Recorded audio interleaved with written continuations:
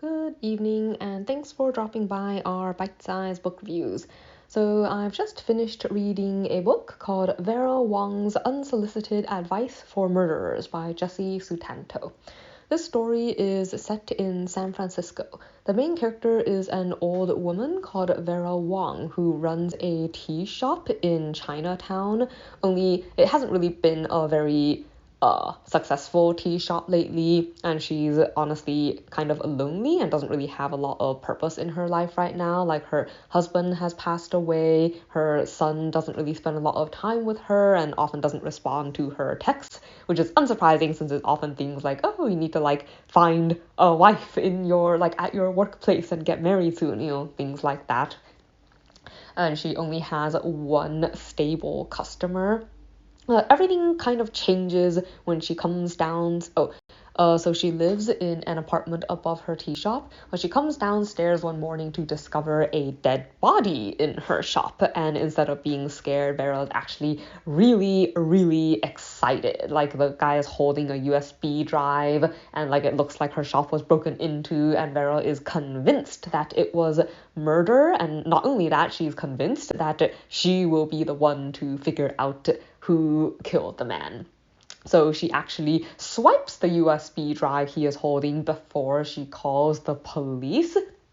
And this begins her investigation into a group of suspects. She's one of those people who has watched a lot of shows, so ascribes to a lot of the common tropes that you find in shows about, things like people returning to the scene of the crime and stuff like that. So, she starts to pay attention to the people who come by the tea shop because of the death and starts to investigate them. So she has 4 main suspects that the story also follows, including the dead person's wife, his twin brother, and a young man and young woman who are both pretending to be different types of reporters, respectively. And the story follows the relationships between these characters as she carries out her investigations.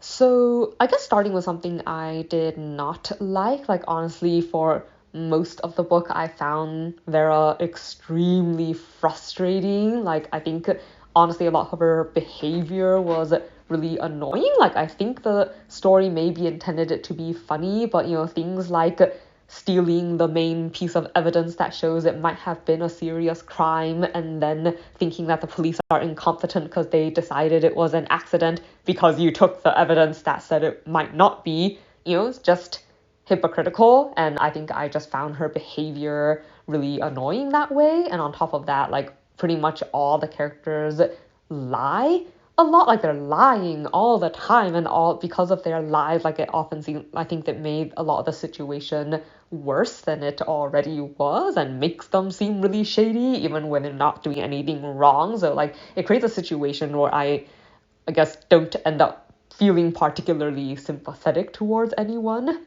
On the other hand, I think some of the stuff did come across as humorous. So for instance, when Vera found the dead body, how in cop shows, you'll see people draw the chalk outline around the body. So she goes ahead and draws an outline around the body, except she doesn't have any chalk. So she ends up using Sharpie instead. So she had a permanent outline of the dead body on her tea shop floor. So there are little things in the story that I do find humorous, and the writing style was relatively relaxing. I also do like seeing how I guess, despite the irritating factors like Vera's nosiness and the fact that she sort of barges into all these people's lives and starts to change them, she does manage to make them change for the better. The person who was killed was really not a very good person, and he left a lot of problems in his wake in the lives of the people